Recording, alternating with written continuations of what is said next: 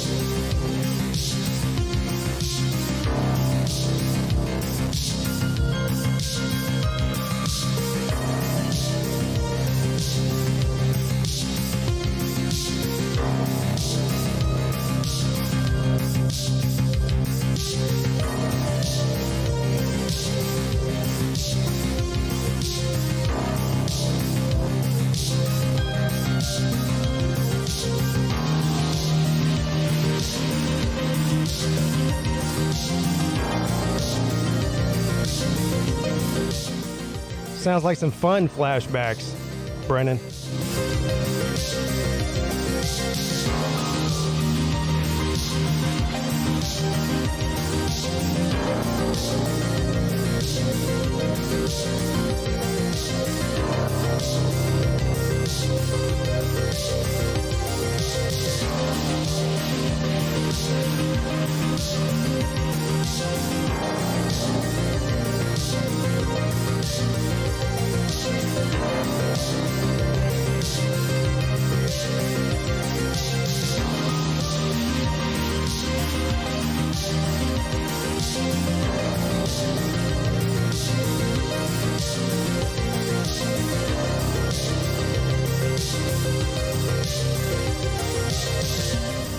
Hey, what's up, Pops? What's up, Dad?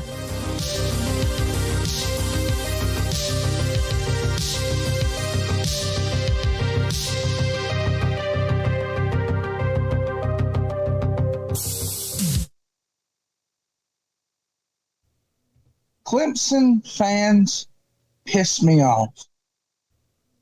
Clemson fans piss me off. What's up, everybody? It's your boy, Pigskin Pete. Happy Wednesday to everybody. Thank you all for joining me on this fine Friday evening. Or even Wednesday evening, not Friday evening. However, there is a call-in show on Friday as well. I'll steal a line from our boy Raj and thank all of you beautiful motherfuckers for showing up tonight. Excuse my French. Of course, this is a call-in show. The number to call in if you want to call in and be a part of the show is 864-207-4522. For all the people in the back, 864-207-4522. I have a special guest lined up for us tonight. You all know him. Some of you know him in the chat as TB, better known as Tiger Baskins. I'm going to just start calling him Baskins, I think. We'll bring him on in just a second. I want to talk a little bit tonight about some week one matchups. I might even put that up on the screen. We can go through some of these interesting ones. Look, I was looking at them earlier, and there's a bunch of bad games. But there's 5 or 6, at least, that are interesting. And, of course, we're only about 6 weeks away. Well, tomorrow will be 6 weeks, I believe, because there is a Thursday night kickoff game on the 2nd. I want to say that's Penn State and Wisconsin. I can't remember. Anyway, I'll bring on Tiger Baskins in just a second. And what's the other thing I wanted to talk about? Oh, I needed some advice. That's the thing. I can always count on my YouTube friends for advice. This is non-football related for 2 minutes, and then we'll get back to the football talk. All right. So I've been thinking about cutting the cord, as they say, the cable for a while now. Every single month when I get the bill for our cable and internet, I start sweating. Sweating out of anger, really. The amount of money that we pay for cable and internet is borderline criminal. But who in here has something? I know there's a bunch of different shit you can do. You got Hulu TV, YouTube TV, Fire Stick, whatever the hell that thing is. I guess that's something you plug into your TV. I don't even know what Fire Stick is. I have no idea. But my question is, so I was looking into YouTube TV and Hulu. I like Hulu a little bit better based on what I'm seeing because Hulu has all the sporting events as part of their package, which is really all I care about, quite frankly. I mean, there's four channels I watch on TV, and 3 of them are sports related. And everything else is Netflix and Hulu and whatever else, streaming services that you can think of. My question is, so I think Hulu and YouTube are both, $50 a month? My question is, how many TVs can you stream in the same household on one subscription? And if you start having to add TVs, how much more does it cost per TV to add to the streaming service? There's got to be somebody in here that uses Hulu or YouTube TV or one of those two things. Wilkie, thank you, sir. He says 3 TVs on YouTube, 4 on Hulu on one device. On one device. What does that mean? Isn't the TV the device? See, this is what I'm talking about. But here's the thing: if 4 TVs is what I'm going to have, we've got 3 now. I'm going to add another one outside eventually. But if I can get 4 TVs for $50 or $60 a month, that sounds like a deal to me. That's a hell of a lot less than I'm paying now. A hell of a lot less. Less than half. I'm seeing a bunch of people say 3 to 4. Okay, well, damn. That's thank you. I'll look in more into that. See, I didn't know how that worked. So I mean, I know with my cable system, they charge you like $10 or $15 extra for every box you have. So we got 3 TVs. That's, whatever. It's an extra $30 a month just to have 2 more boxes. And if I add a 4th, that's you figure it out. All right. I see the phone lines are full. Of course, Tiger Baskins is on here. I'll get to you in just a second, buddy. I want to say what's up to the chat. And, I do want to mention this real quick. The Lunch Money Show every Monday at 10 p.m. Eastern. The show about absolutely nothing over on Uncle Lou's channel.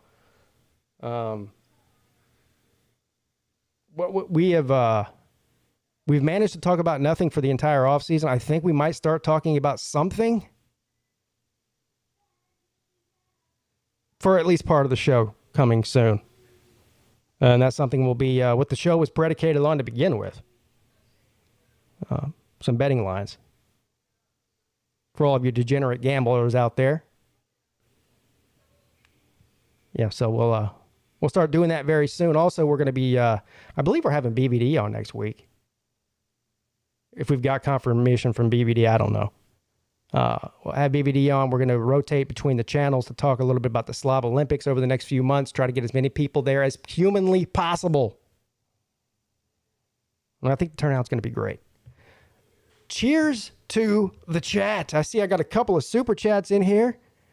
Richard Williams, what's up, Dad? Checking in. Thank you, sir. Very generous. Very generous of you. Traveling Fool says, I have had Hulu and YouTube for sports. Fubo is the way to go. Trust me. I don't even know what Fubu is. I'm not going to lie. I mean, as far as I know, Fubu is a 1990s fashion brand. Or Fubo. Fubo. It all sounds the same to me. But I guess I'll look into that too.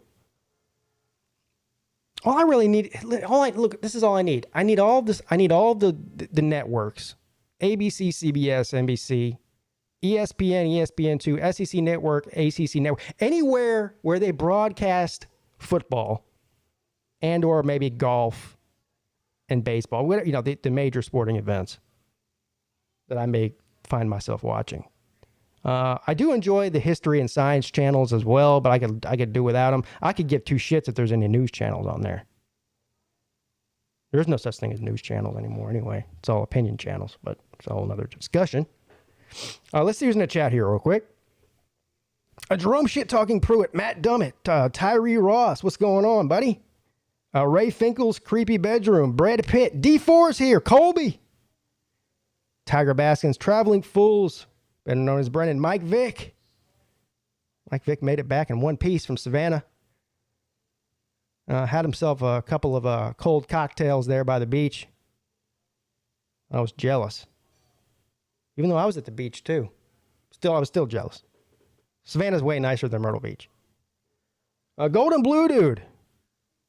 Nate the Great. Noel Squad. Christian Walker. Kyle Papik. That picture is creepy. Oh, yeah. Yeah. George is here. Go Tigers 504. Yuck. He says P digits.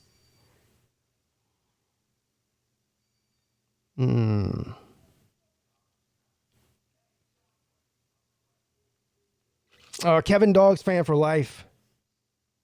SO Mafia. Rick Sanchez. BVD. Pretty sure motherfucker is American. I would think so. C Raw. Pete, you and Tiger should react to Chess's video live. Clemson fans piss me off. That's the whole video right there. That's it. Clemson fans piss me off. The gist of the video is that Clemson fans apparently piss off Chess Hall, and I guess I'm at the head of that pack. What did he call me? Oh, Chess said, this is funny too. Chess said, I'm the #1 Clemson fan on YouTube. Now, I don't know who voted me that, but I damn sure I'm not the #1 Clemson fan on YouTube. I don't know how I got that title, but apparently Chess believes that. And apparently, I don't know, he's getting, I guess he's getting trolled, or he's getting annoyed with Clemson fans on Facebook or something. I'm not on Facebook, so care less. Well, Rhino26, what's up, buddy? Captain Trips, LSU fan.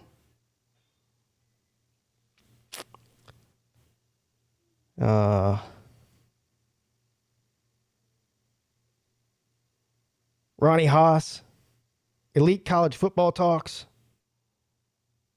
All right. Let's get to the phone lines. Let's bring on our boy Tiger Baskins, and then we'll take some phone calls. Because believe me, that's what everyone's here for. Nobody is here to look at my ugly face or listen to me ramble on for 2 hours. Nobody. Less than nobody. What's up, Baskins? How you doing, buddy? What is up, Mr. Pete, and comment section as well? How are you? I'm amazing and fantastic. And I'm sure the fact that you are here lets me know that you are too. Actually. Yes, sir. Yes, sir.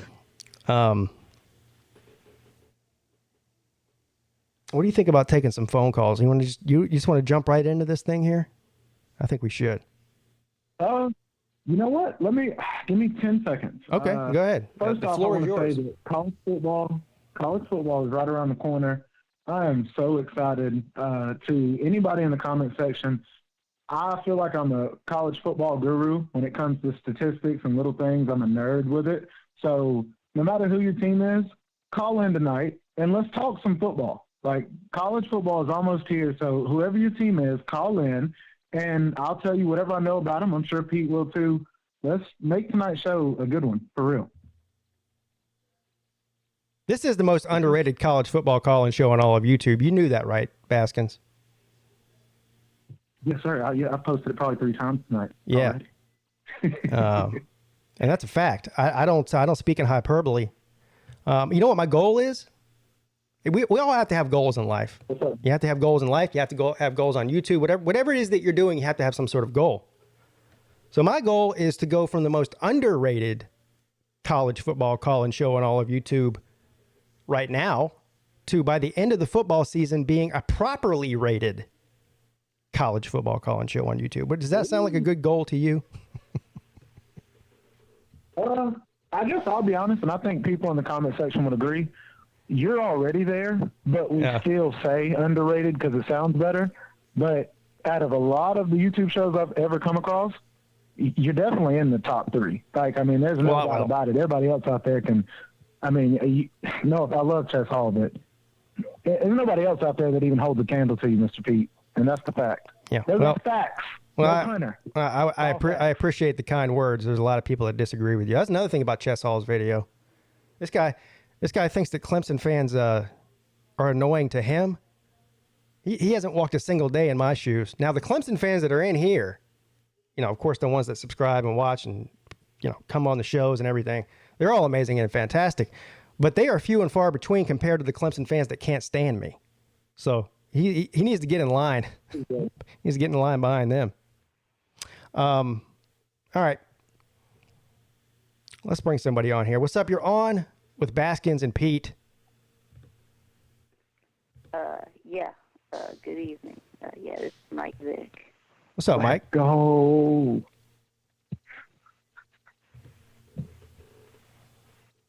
So, I know we spoke to you on the Monday night show, But can you give us a little bit more information about this trip you took? So you went to Savannah. Did you go to Savannah or did you go to Tybee Island? Which one was it? Both. Both. Both. Okay. Well, yeah. Well, we stayed in Savannah. Yeah.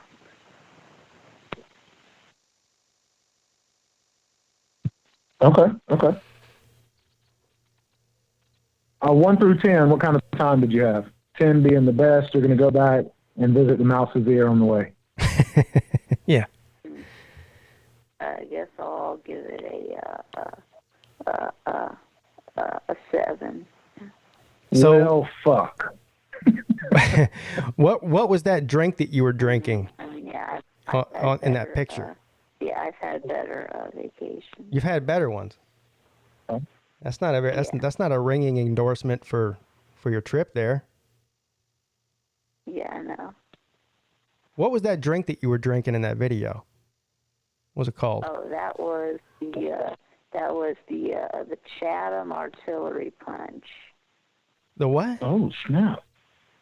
The Chatham Artillery Punch. Is that a firework? Okay. Yeah, it's because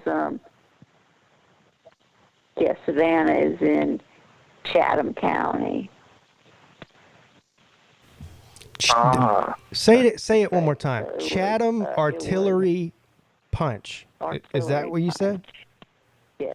Oh. Yeah. It was named for the Chatham Artillery Unit. Yeah. What's in that thing? Do you know which liquors are in it and juices or whatever? Could you make one? I can't know. I didn't make it, but yeah, they made it. But nice. Right, but what was in it? Hold on, let me. Do you know? Hold on, let me look it up because I can't remember. See. What are you gonna do? Look at their menu? If you want, let me do it for you, bud. I'm gonna do it for Michael Vick real quick. Okay. Artillery, Chatham. Oh, Chatham Artillery Punch. It is a potent punch containing rum, whiskey. Hold on, is Vic old enough to drink? It contains rum, whiskey, brandy. Yeah, he's old enough. Damn, Vic.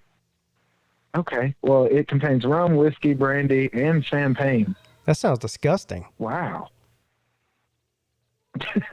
It does. I mean, it sounds gross. It contains lemons and sugar. It kind of does. Yeah, it does. Was it good, Vic? Did you like it?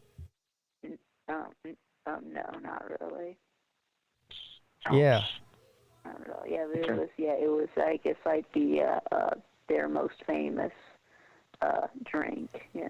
So something that somebody liked back in the 1920s, and they kept serving it. Well, Gotcha. it was more. Well, yeah. Okay. Or I think it was more like the 1820s, but yeah. Maybe they should burn that place down and get the insurance. Yeah. I see some people in the chat saying they can't get through. That the phone lines are full. You have to wait till we get off the phone with Vic. But a lot of the restaurants in Savannah serve that. So. Oh, so it's like a If I can ask. Oh, my bad. Go ahead. No, I was gonna say it's like it must be like a staple of Savannah. Yeah, and the place where that picture was taken, that was in the American Prohibition Museum. The what? Ah. Yeah, the American Prohibition Museum. Oh yeah, right. So it's like 1920s and like the 18th Amendment, Yeah. Where they're not allowed to, sell alcohol, like make and sell alcohol. Yeah. And then there's stuff about gangsters, stuff like that. Yeah. I consider you a gangster, Michael Vick. I do too. We had prohibition in the 20s, and then it took us another almost 80 years, 90 years to figure out that prohibition doesn't work. That's a whole other story. We finally figured it out, though. Right. Well, I do want to ask Vic real quick before. It was appealed in the 30s is when it was repealed. So it only lasted. Well, Vic, before we get started on social studies, I want to ask you, what you're a dog fan? Hit me with it. What you think about this upcoming season? Give me something, and then I'll give you some statistics or something like that. I think that we're winning it all. Yeah, I think we're going 15-0. Yeah. Okay. Well, I don't know if everybody in the chat knows, or in the comment section, I'm a dog fan myself. Go Dogs, by the way. But I will say, Vic, as far as being very realistic, our biggest hurdle is Clemson, because then everybody after that is kind of dealing with something one way or the other, whether it's Florida dealing with the Miss Mullen scandal, or Tennessee, they're on the verge of canceling their football team and having to give them the money back to McDonald's, or South Carolina joining the LGBT community. But whatever it is, I know that everybody's dealing with something right now. But you mean South Carolina joining the LGBT community? Yeah, you didn't see that player? He's the face of it now. Yeah, that South Carolina he put the quarterback picture up. who was doing like a sexy girl. If I was on his team, I'd hit him so much harder every day at practice. Like, bro, you were making us a clown. Girl pose, yeah. Yeah. But, no, I do want to say, though, I know for Georgia, it's huge because we had a lot of players come in who have been playing under this style of football, and I'm sure Pete has seen this too. We've had Stetson Bennett and Jake Fromm and, going back to these quarterbacks who have played systematic football, kind of like the A.J. McCarron, and we saw Alabama break away from that. Yeah, exactly. We saw Alabama break away from that when they went from the A.J. McCarron to the Tua, and then they brought in Jalen Hurts before Tua, but then the Tua, and now, they have above-average quarterback play. This is the first time we've ever had that. And so, of course, as Georgia fans, we don't know how to feel. Getting up since Aaron Murray, yeah. Yeah, but Aaron Murray didn't have this kind of team around him, is my thing. Jake Fromm had a beautiful team around him and performed below average. We still made it to a national championship. Traveling Fool says that's the part that I love. Traveling Fool says LGBT USC.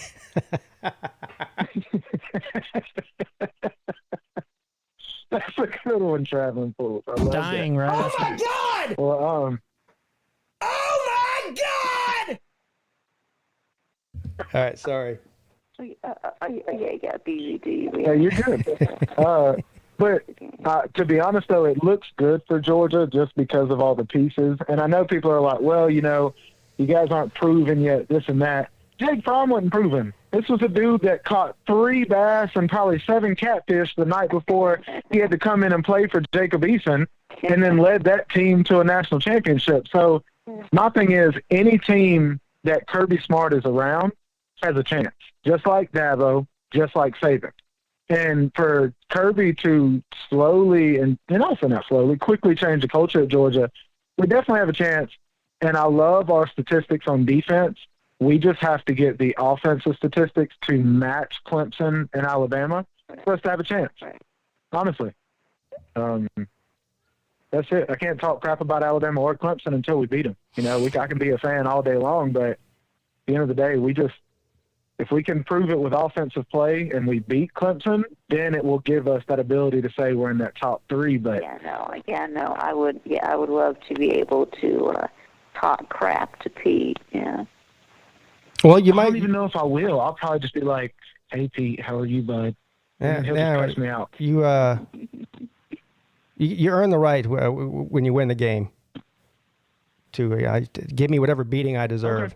Okay. I've been actually I haven't even talked shit about Georgia. That's the one thing. I know. I really haven't. Here's the thing. I'm not good at manufacturing hate or manufacturing shit talking.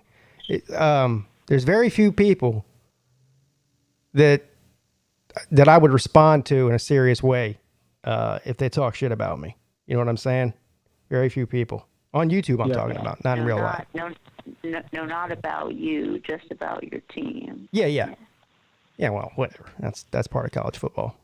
We know what you mean. I mean, the past 2 seasons, I've had to eat my crow with LSU and Ohio State. LSU in 2019, of course, Ohio State last year. The amount of shit talking that went into those 2 games before the game, just to watch them get blown out. Joe Burrow. Joe Burrow made Georgia look like a bunch of preschoolers that had a high schooler visit the school to speak and then went out to recess and whooped everybody's ass in basketball. Yes. So we had it too. Yeah. Well, there'll be plenty of shit talking to. I'm sure as we get closer to the game, things will heat up naturally, as they say. Hey, Vic, I got to let you go, buddy, because I got calls stacking up, but I really do appreciate you calling and give us an update. What was the name of that drink again? The Chatham Artillery Punch. Chatham Artillery The mouse Punch. was ear juice.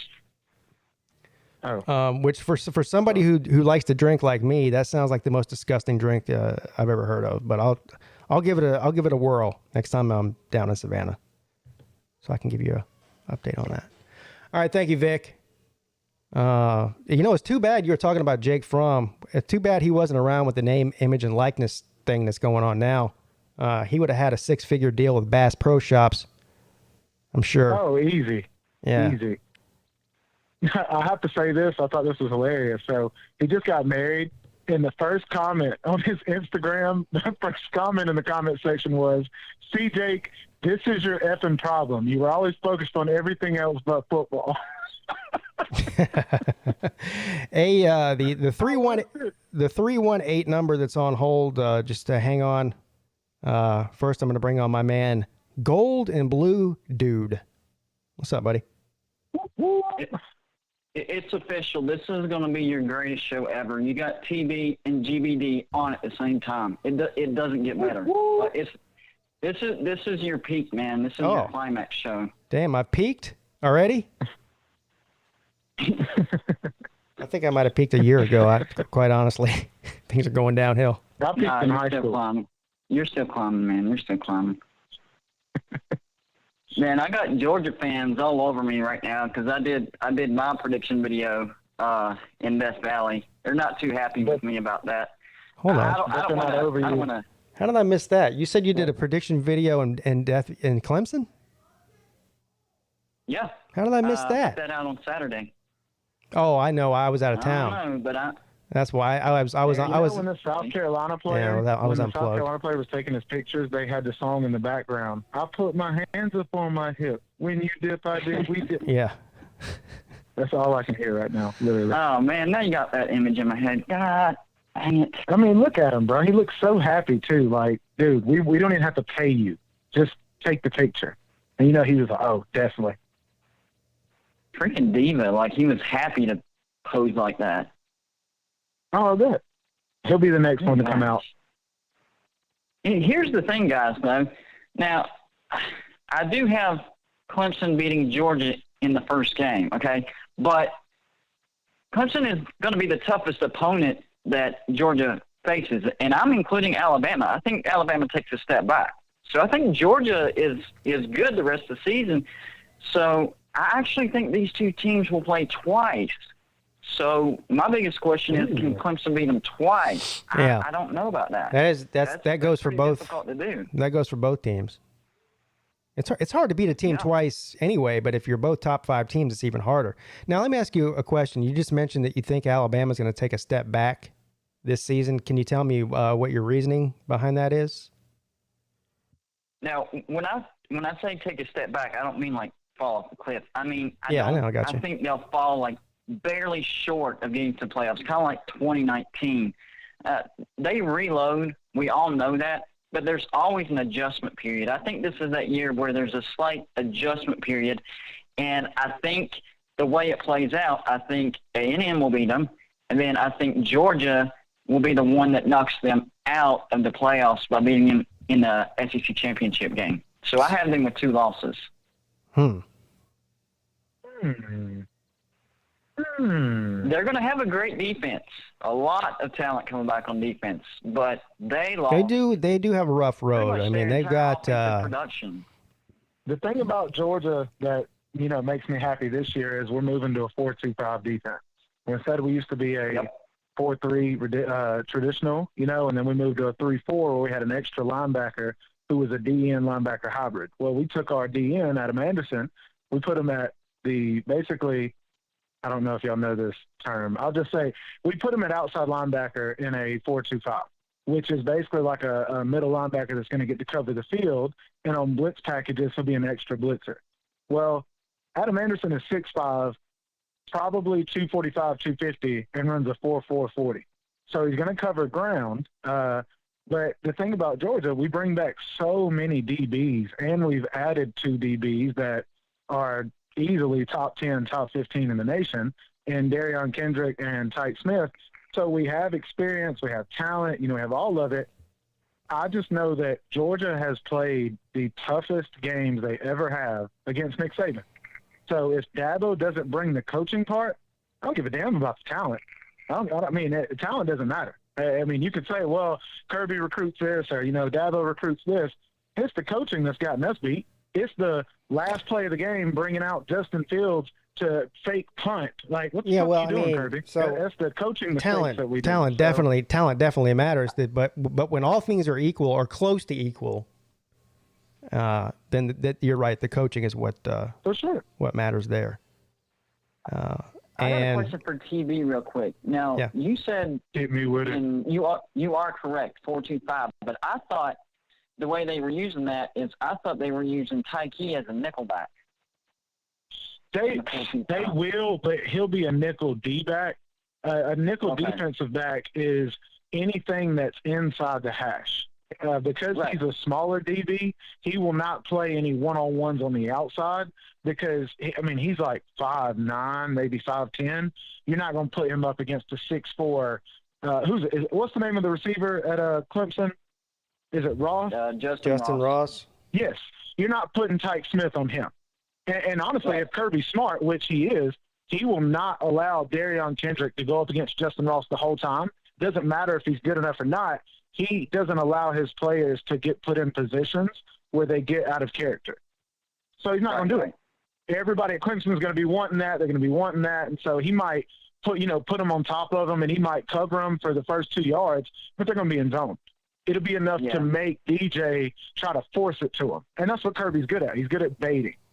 So, Kirby, I love Kirby. I think that dude is a very smart coach. But it's just going to depend. Can he coach the first and second half? Yeah, exactly, especially the second half, because even when he's up, for whatever reason, and I said this on my video, for whatever reason, he actually changed the game plan and freaking give the game away. But I have one more thing. I'm going to get off here, and you got other callers.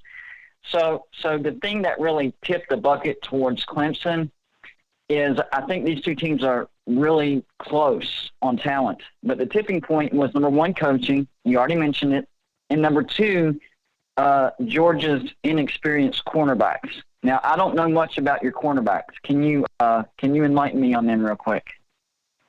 We have more experience at cornerback than we probably ever have. We have Amir Speed. I forgot the other guy's name, but we have 2 guys that'll be there for their 5th year. Now, granted, they're probably not the greatest, but we all know there's a lot of teams that might not have a lot of talent, but when they have a lot of experience, they end up doing things. Well, Georgia has both. Georgia has a lot of experience and a lot of talent. We have Kelly Ringo, who's the number 1 cornerback in the nation 2 years ago, came in last year, got hurt in the offseason. So he hadn't played for a whole year, but has been practicing against arguably the number 1, number 2 offense in the nation this whole offseason. So he's not going to see something he hasn't, Yeah. So, Georgia has to update their depth chart because that, according to the depth chart, now it might be updated by now, but whenever I did my video, I looked at the depth chart, and it was showing one dude that had very little experience and then another dude who was a freshman 5-star coming in. So they need to you're talking about Nyland Green? You're talking about Nyland Green? Was that the 5-star? Yeah. He's one of those that he's made a lot of noise in practice. He's played against some of the best, blah, blah, blah, in high school and came into college and shut down a few of our wide receivers. But like I said, I think Kirby does all this crap on purpose. He's that whole smoke and mirrors, just like Saban is. So he's not going to give a lot out there. He'll be the type to come in and say, yeah, we're very inexperienced at cornerback, and then end up with 3 picks just because of his defensive scheme. I got you. He doesn't allow a lot of one-on-ones. Both these teams are, like you said earlier. Both these teams are loaded. I'll be interested to keep an eye on the over/under leading up to this game, because I'm even starting to change my mind the more I look into this game about the amount of points that are going to be scored. I was thinking 34-31, 31-28. I'm not sure. I think defensively, these might be the 2 best defensive lines in the country. Now, I'm sure you're going to have an Alabama fan or an Ohio State fan or somebody. They, oh, no, our defensive line's better than Georgia's or Clemson's. But, but two top 5 defenses, most likely. I'll leave Golden Blue Dude with this. Adam Anderson, we had a guy get drafted as a DN this past year to go to the Giants. But Adam Anderson played an average of like 12 to 14 snaps a game and was almost tied with the number 1 sack leader in the SEC. And that was the guy above him. They got drafted to the Giants. So Adam now playing at middle linebacker, he will now play 20 to 30 snaps a game, maybe 40, and half of those snaps he'll be disguised blitz. 6'5", 245, running a 4.4 40. I mean, I don't care who you are. An offensive lineman takes one wrong step, he's getting to your quarterback, or he's at least busting the play up. So I'm kind of excited. I haven't seen this side of Kirby going to this kind of offense, defense, except when he was at Alabama with Reggie Ragland and all those big, huge linebackers that used to break kids in half. So yeah. All right, definitely looking forward to this game. This is going to be a crazy game. Golden Blue, don't forget to hit me up on Twitter and Messenger, right? Yeah, comment section. Me and Golden Blue Dude are going to make a collab rap. Throw down. That sounds amazing and fantastic. DMC style. So, yes, sir. Yeah. But have a good night, Golden Blue Dude. Y'all have a good show. All right, thanks, buddy. Thank you. Golden Blue Dude, everyone go check him out. I need to go watch that video where he did a preview from Clemson. Ooh. Definitely need to see that. Okay. Take a sip of this coronavirus that I have right here. Clemson fans piss me off. What's up? You're on with Peete and Baskins. Coach and Pete, I have one thing to say. Okay. We beat y'all in the national championship. We're the real Death Valley. Can we just wait until whenever we play home and home? Because we kind of already won we're the real Death Valley. Well. This is an LSU fan? Yes, this is a corn dog. Look, I'm sorry to let this guy know that winning a game against another team does not make you the real anything. You would agree that the original Death Valley, as in the first, it resides in South Carolina, not Louisiana, right? You would agree with that, right? Yes. All right, but who's louder? Who's louder? So you're basing it off of who's louder, not what team is better? Like who's louder, though? Like both in a way, but who's louder and who won the head-on-head in the national championship? Yeah, you're right. You're right. LSU is the real Death Valley, DEAF. But Death Valley resides in South Carolina. About 20 years before it did in Louisiana. Well, I mean, I guess to help this guy out, they're going to have competitions in the future to see whose team is the loudest. So LSU will be able to get trophies every year now, not randomly. That'll be good. Well, I have to you don't have to wait on a transfer to come through. Yeah, while I have you on the phone, let me know how many more rapes is Ed Orgeron going to cover up before he gets fired?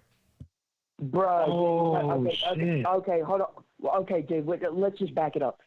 Orgeron, I'm not sticking up for that, but I'm saying I would hope not. All under Miles' watch, and I just want to say that we ain't had no rapes going on here at LOU. We just it's not rape. It's consensual. I say it's like that was bad what happened under Miles, but you can't throw these kids under for something that the old coaching staff did in the past and a whole new athletic director. Maybe it's Hell no. There are teachers that are still there. There are still coaches that are there. There's still staff members that are there that turned a blind eye. That's like when Urban Meyer left Ohio State when all that shit happened. Like you don't get. And I get you. I'm not just attacking LSU. I'm not. I'm just saying in general, that program is known for so many mess-ups back to when Ben Simmons was there. They didn't even make him go to class. That program as a whole is just a terrible program unless you're just trying to go to the pros. There's no reason to go to LSU for academics, for your future job. It is a party school, or you're trying to go to the pros. So it's like, I know you're an LSU fan, but you need to pick a team that has more morals. You know what I mean? Like, LSU is just a damn I'm born and raised in Louisiana. Shocker. I apologize for that. That's not my fault. I think that is strictly your parents' fault for continuing to live there while you were, growing up. Hey, sir, what's your anything about it? Hey, what's your name on YouTube? My name? I'm Elite CFB Talk. Okay. I don't want to talk about like the LSU stuff. I want to talk back with the Clemson Georgia game. Oh, okay. Hit us with it. Okay. So I understand that DJ. I don't know how to say his last name, but it's ukulele. Ukulele. No, ukulele, like the guitar. It's a small guitar. Ukulele. Small guitar.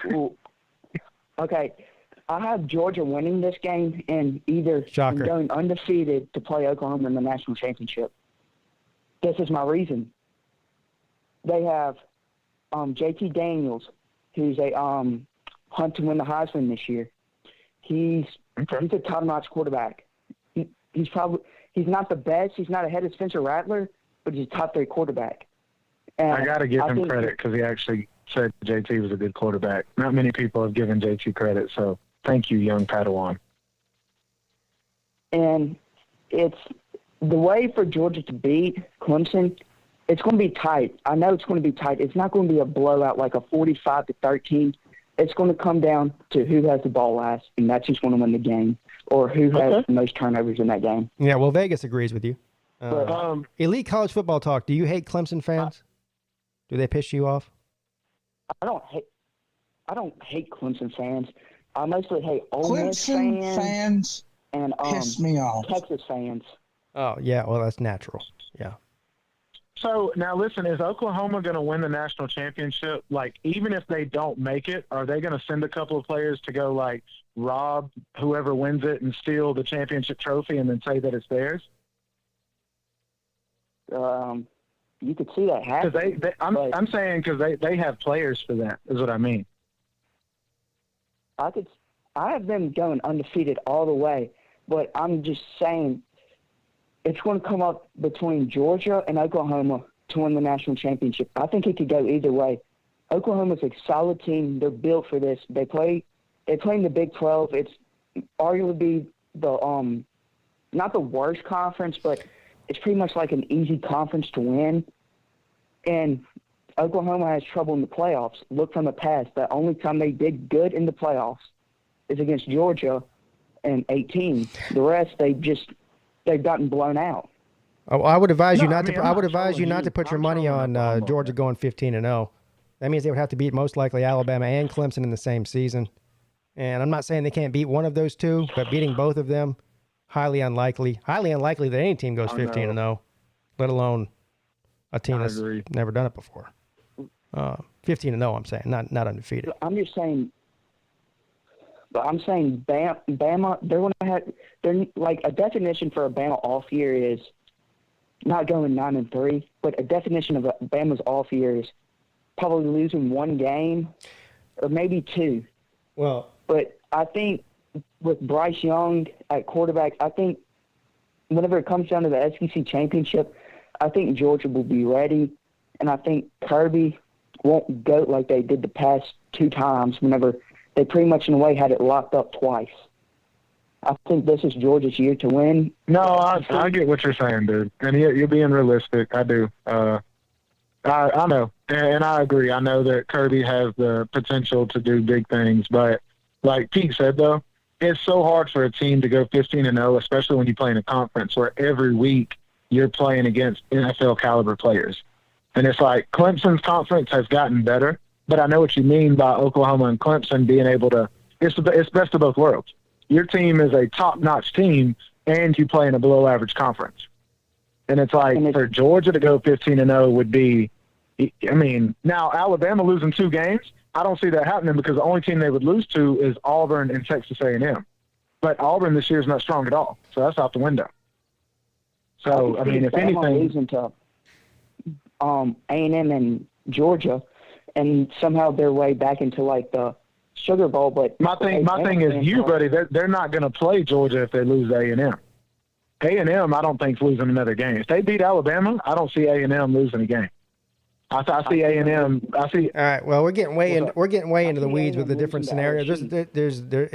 We're still. I mean, we don't know. We are way too far away to know who conference championship winner. You know, outside of maybe the ACC. But even then, yeah. Even with the ACC, I mean, Clemson's got probably a 75% chance of winning that conference. But all they got to do is lose one game, the ACC championship, and then that's it. So, you know, North Carolina gets hot. Miami gets hot. Somebody.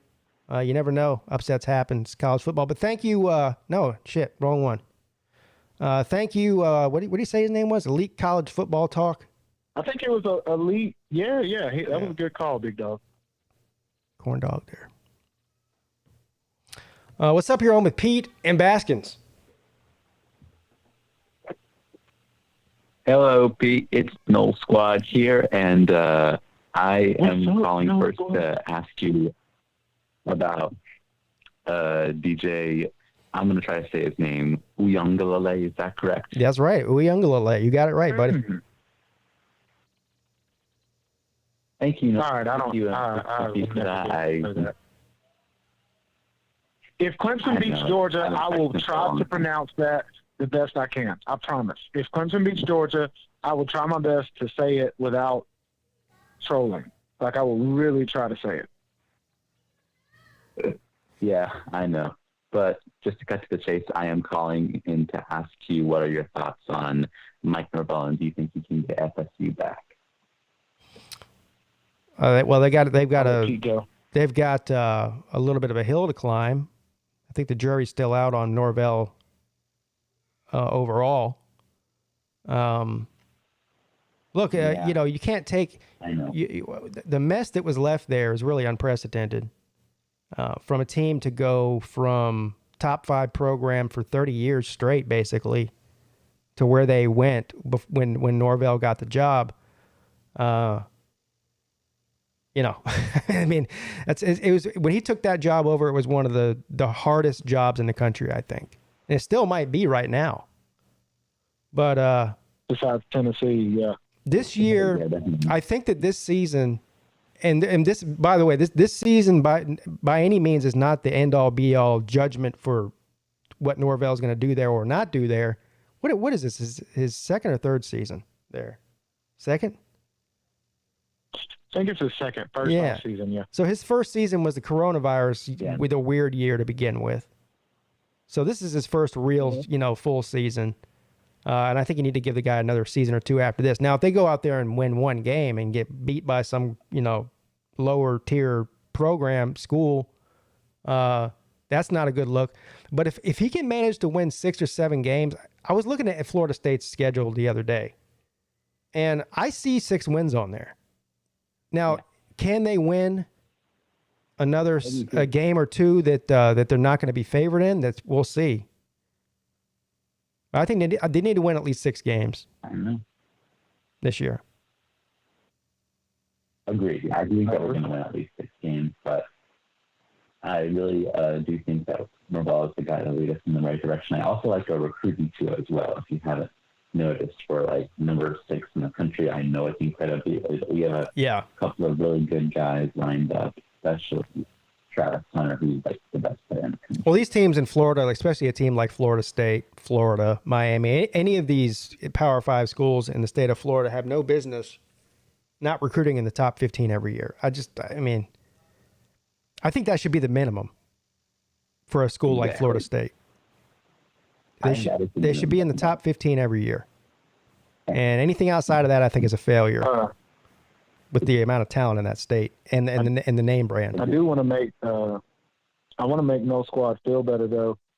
I know everybody's telling you, 6 wins, this and that, and blah, blah, blah. But when you're a fan of a school that's going through a rebuild, there are a few things that you need to look for. And one of them is not, every time you lose to go, oh, man, we suck, fire, blah, blah, blah. And I know you wouldn't do that. But the things you have to look for, you have some players on your team, especially some of these transfers that came in last year and then this year, who are looking to get drafted. The best thing that Mike can do, you need to get these players drafted. You need to get players to want to come to Florida State. Like Pete said, you're in a state that's probably top 3 in the nation as far as talent. You need to show that you can put a couple of first or second rounders out there that you still have that kind of value, that stature. And Jermaine Johnson, he's going to be one of them. We saw him at Georgia. He's one of those guys that played 7 to 12 snaps a game and was 3rd, but literally 5th in the SEC in sacks. 3rd on Georgia's team because we rotate so much. Now he's going to go play for you guys, and he's going to get 50 to 60 snaps a game. This dude's about to go off. So I think there are wins that you can find in losses. So I would just make sure that I know you're on social media. I would follow Jermaine Johnson, and whether y'all win or lose, I would continue to hype him up because those kids, those players are y'all's way through that door. That's the open door for y'all to get more and more recruits. So, no, I'm looking forward to Florida State season. Win or lose, whatever games, I know y'all are going to put up statistics in certain areas, and whether you lose by 30 and he gets drafted in the first round, pick 21, nobody cares. They're still going to say, like Penn State. Penn State had 2 defensive ends that were drafted in the first round. Who the hell is Penn State? They draft all this talent or recruit all this talent and have shitty seasons. Kids still continue to go there. Why? Because they get drafted. So, definitely looking forward to the Noles this year, dude. Yeah. I definitely think we're going to be better due to that. And the influx of talent is definitely going to help. But I will give Clemson fans a warning, though, about the quarterback situation because as you probably heard, I think, what's his name, Bubba Chandler is already transferred to the Pittsburgh Pirates. And this is nothing against Clemson. I'm just saying that this is the path that we started to go on before our downfall against Bama. And it's just tough to go through this period because you're one injury away from Sir, Clemson is more loaded and talented. So. Clemson right now is more loaded and talented than they've ever been in 100 years. I mean, yeah, that's true. So, true. I mean, that I don't know how you constitute that as a downfall. I mean, the backup quarterback situation is what you're referring to, I think. Backup quarterback. Exactly. And when you play a team like Georgia, and that's the part that I'm so weary about, Pete, is when you play a team like Georgia, it doesn't really matter who the quarterback is unless you're a Burrow or somebody that can escape pressure every single time. And with an inexperienced quarterback like DJ, yeah, he's a beast. I've seen dude spring game. I've seen his game from last year. Dude is a beast. He's the NFL first round. Yeah, there's nobody that pays attention to college football that has any worries about DJ. But his point was the backup quarterback situation. But and he's right. I agree. He's right about that. There's a huge drop off. Georgia will get to DJ, and I just hope he doesn't take a hit and have to come out for a quarter, because that's what Georgia's plan is to disguise every blitz they have and try to hit him. He's big and he can take hits, but that's Georgia's plan. I can't think of many schools, if any, that feel confident in their backup quarterback taking them deep into the playoffs or something along those lines. I mean, what happened with Alabama when they beat? Yeah, well, I mean, when Alabama beat Georgia in that game when Tua came in, that's a very rare thing. It's not something you're going to see a lot, So virtually every year with Jalen Hurts. virtually every major college football team, elite top 10 team, there's a huge drop off between the starting quarterback and the second string guy. I agree completely. Dude, good call, No Squad. Yeah, man. Thank you so much. Yeah, thank you. One of the very few Florida State fans that comes around here, unfortunately. The few and the proud. Yes. The Knowles. Yep. What's up? You're on with Peete and Baskins. Hey, what's up, Pete? Hey, what's up, Tiger Baskins? What's up, my boy? My dogs. Yeah, Tiger, you can just take that letter you got, rip it up, throw it in the garbage. It's a scam. Y'all, for anybody in the comment section wondering what Edward's talking about, Edward the other night on the Lunch Money show taught me how to basically Bill Cosby a girl.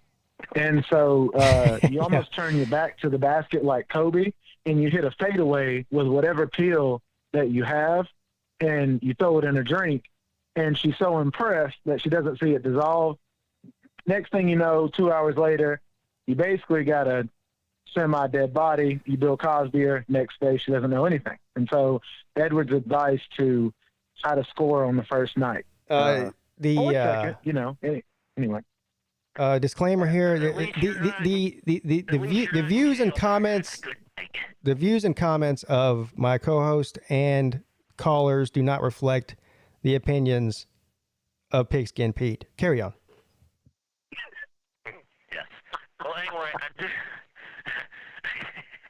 all right, I just got a couple questions. One is, this will be for both of you guys. If Florida State were to play Tennessee, we know it's not happening, but if it were to happen, just, as a hypothetical. Florida State's beating Tennessee. Oh. Florida State's beating Tennessee. Okay, I like that. What do you think, Pete? You agree? Florida State plays Tennessee? Is that what you said? If Florida State were to play Tennessee like this year, who do you think would win? Tiger says Florida State. Yeah, I like that. Well, you're saying if they were to play them, they're not scheduled to play them. Right, but if they were, I know they're not scheduled, but it's like a hypothetical. Okay, hypothetical, imaginary game. Not a hypothetical is appeal. I'll tell you one thing. I bet you. I don't know. You know what? Flip a coin. But I will tell you this. I would be interested to see what the Vegas line on that would be. I bet you it wouldn't be that much either way. True. Like that. Well, Edward, to further your question, Tennessee has ran out of so many players. A lot of people have transferred or quit, whatever. Right. They've actually started asking the male cheerleaders to start coming on and playing, like actually joining the team. That's where you saw South Carolina's player, the one taking that pose.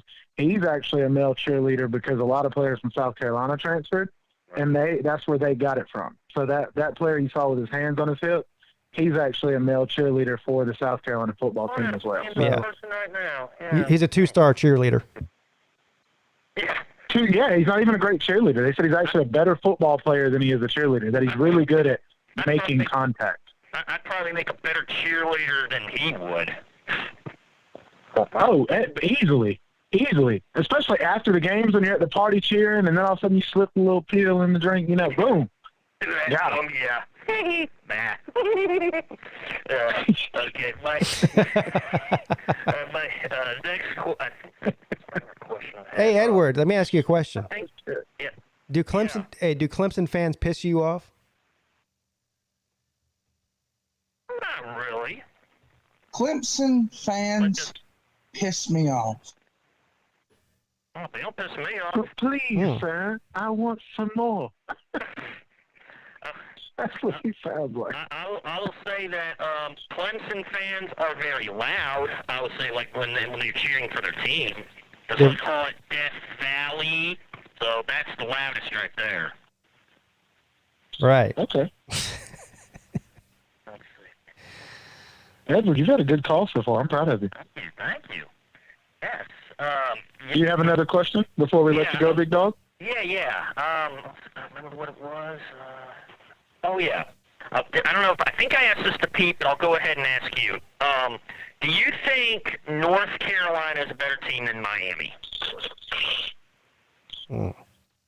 Wow. Okay, so first off, I wanted to say yeah, but seeing the recruiting from Miami, it made me hesitate. But I'll say this, and I'm sorry to any Miami fans that I'm cool with, but Oregon recruits very well too. Like, very, very well. But they're ass. They don't even play in a great conference. They're booty hole. So the fact that you can recruit great talent is one thing, but to be able to coach it is another. And the reason that I love North Carolina's coach the reason I love their coach is back when Ricky Williams was playing football. I want to say this was at Texas. Am I right, Pete? Did Ricky Williams play for Texas University back in the day? Yeah. Okay. He did not have food. Like, he had no food. He was a very poor individual. Family was poor. And he had just got done. It was a Saturday night. He just got done. He scored like 4 touchdowns, had over like 200 yards. We got home to his dorm room. He didn't have any food. So he called his coach and he said, "Coach, I'm hungry." And the coach was like, "Look, Ricky, I can't bring you food. That's against the law. NCAA would fire me and I'd go to jail." And so he said, "Well, look, Coach, I think I might just go do something stupid. I'll get in trouble and I won't be able to play next weekend, and then y'all can just play the game without me." 15 minutes later, their coach, who's North Carolina's coach right now, showed up at his dorm room with 50 tacos from Taco Bell. And from then on, he started feeding Ricky Williams, because at some point, rules are rules, but there's some rules where you're like, fuck them rules. I'm more worried about a kid being able to eat at night than I am getting in trouble. Well, and that's why those players at North Carolina buy into him. Mac Brown is my second favorite coach actively in college football, outside of Dabo. He's such a good guy. And he's one of those guys that makes you buy in, Edward. So that's why I say Miami can have the best recruiting class. I think have a better one than North Carolina.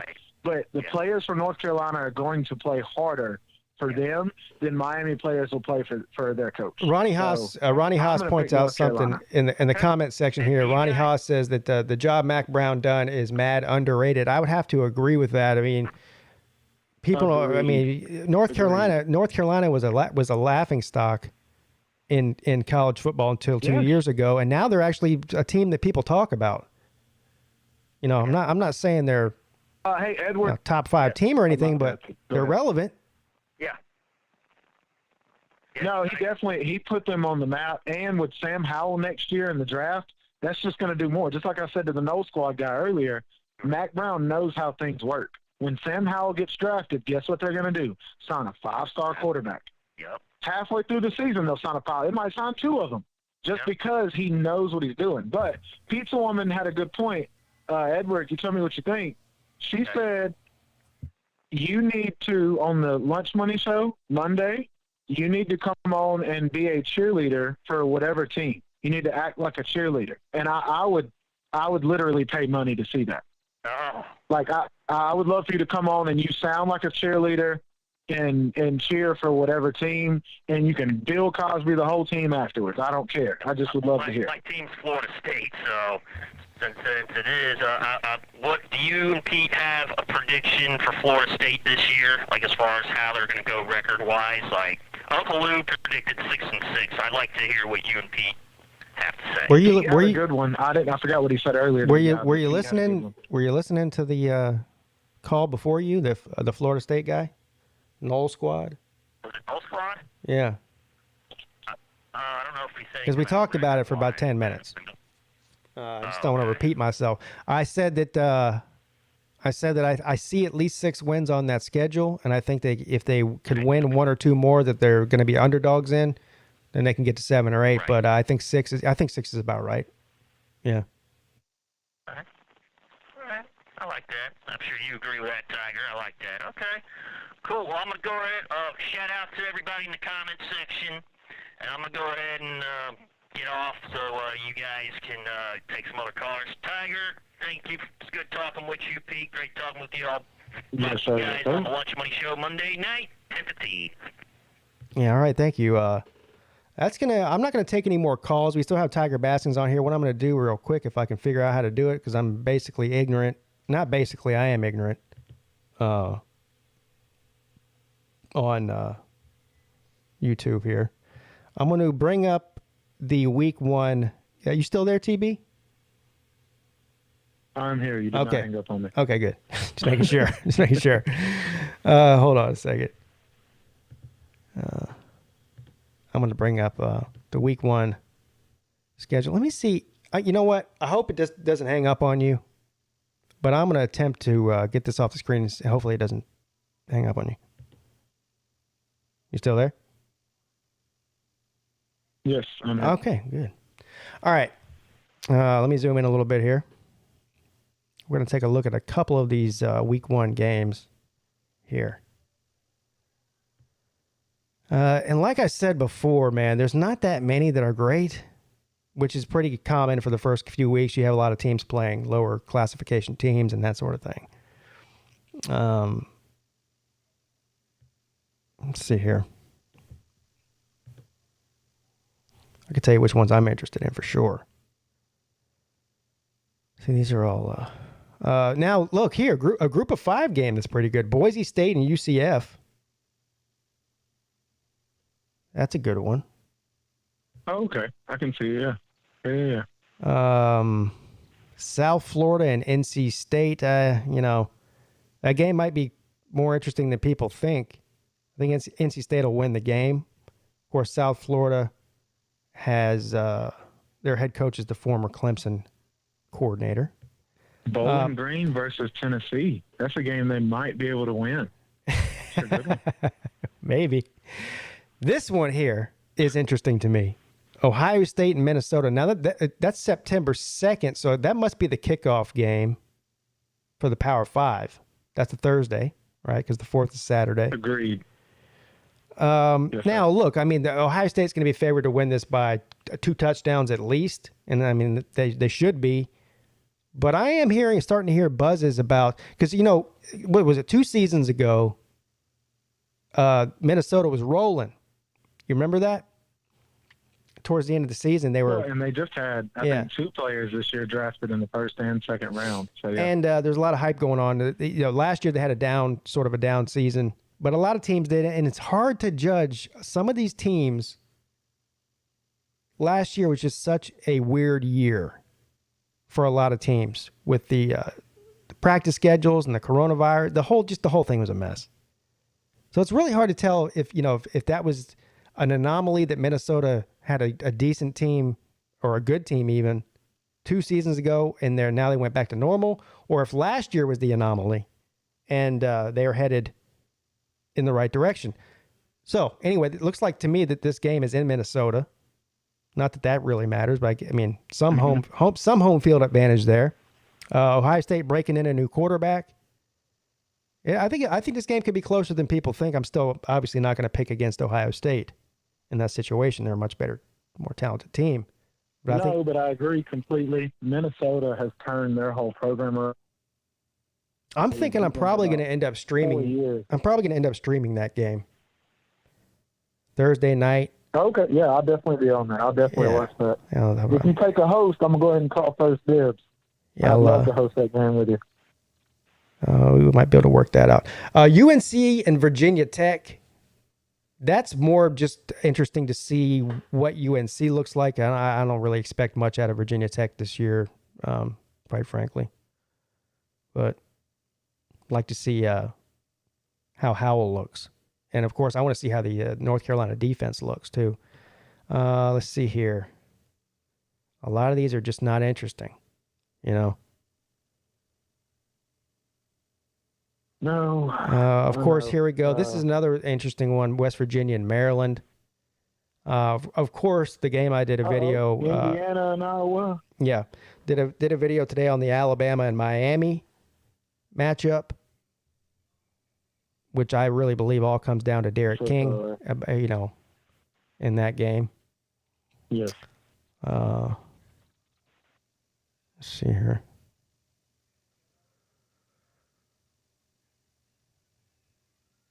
South Carolina, Eastern Illinois. The hell? I picked Eastern Illinois. That'll be funny. Of course, the granddaddy of them all, September 4th, Georgia and Clemson. That's the biggest game week 1. And I don't know how much to say about that right now. I'll definitely be doing a preview video on that here in the next few weeks. Oh, here's another one. What, LSU versus UCLA? There's 2 of them here that I like. Got?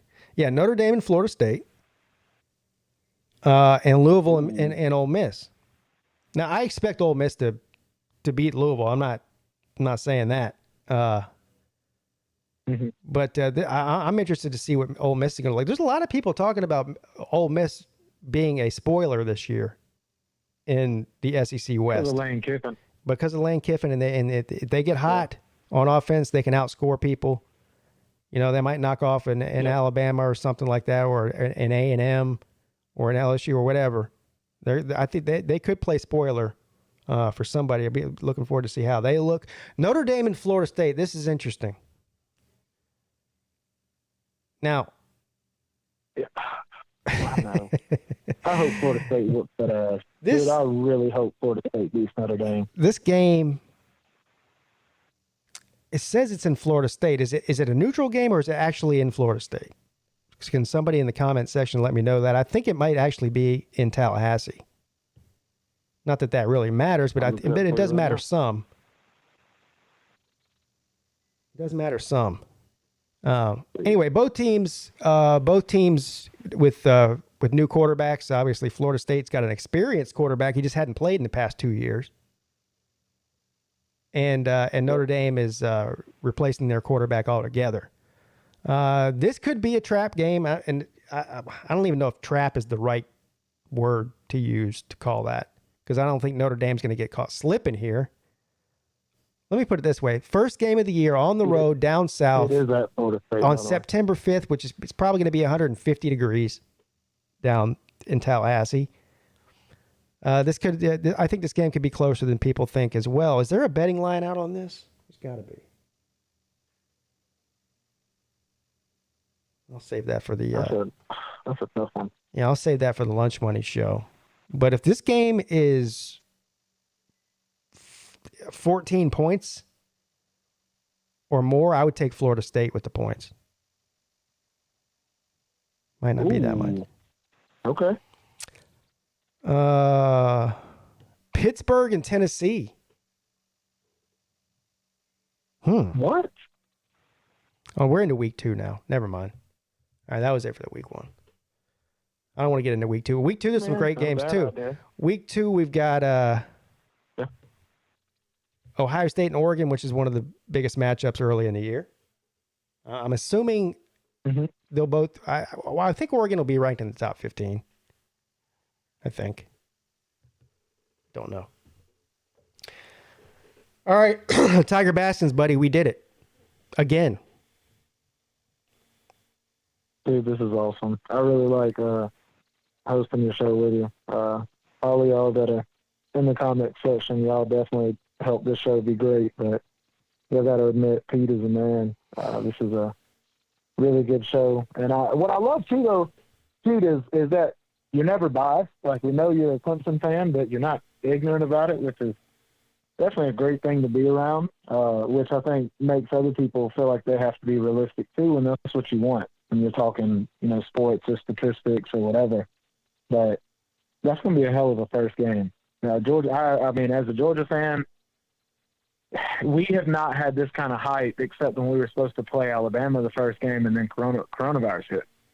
Yeah. And we had to move it back to like the third or whatever game it was. But this game, it just feels like, whoever wins this, the spotlight is on them for the rest of the season. Now, whoever wins, I mean, it is what it is. You can still make your way, but I'm super excited about this. I think this is the biggest. Opening weekend for Clemson since maybe 2016 against Auburn, when Auburn was a top 10 team. Clemson was top 5. I don't remember what they were ranked. I remember that. And they've had a couple of good week 1 matchups, but I think in the past 5 years, this is definitely the one that I'm going to be most excited about. Obviously, I'm going to the game. So that's a whole nother element to the excitement that I wouldn't get if I wasn't going. But even if I wasn't going, I'd still be extremely excited about the game. So I'm with you there. It's going to be one for the history books for sure. And I think this game could end up deciding how things play out in the playoffs at the end of the season, one way or another. Be safe at the game, big dog. I know it's going to be crazy, and if you come into some Georgia fans that, want to talk crap, then you just let them know that you have some Georgia friends and they should leave you alone. I ain't worried about that. I ain't worried about that. All right, buddy. Thank you for co-hosting. I appreciate you stepping up at the last minute. And I've got some. Yes, sir. I'm sure you'll be back on soon enough. I have some other people lined up for next week. I believe I'm still looking for a Friday night host. If anybody's interested, just hit me up. Who's on this Friday? You can send me an email. My email's in the description of the video. You can hit me up on Twitter. If you follow me on Twitter, hit me up with a direct message. Lots of different easy ways to be a guest host on the Pigskin Pete call-in show. All right, thanks, TB. I appreciate you stopping in, buddy. See you, bud. All right. That's going to end the most underrated, amazing, and fantastic call-in show on all of YouTube. Clemson fans piss me off. I'm glad I could be a part of pissing somebody off. Thank you to all the people in the chat that came and hung out with me tonight. Me and Tiger Baskins had some great calls. Thank you to the people that sent in super chats, Traveling Fools and Richard Williams. I was reading the chat for the majority of the show during the phone calls, multitasking as they call it. And I saw some some funny things in the chat there. Anyway, I couldn't do it without any of you guys. You're all amazing and fantastic. You already know that. I will see you guys again on Friday night at 10 p.m. And we'll do it all over again. We'll do it one more time for the skipper. All right, guys. Good night. Your boy, Pigskin Pete, is checking out.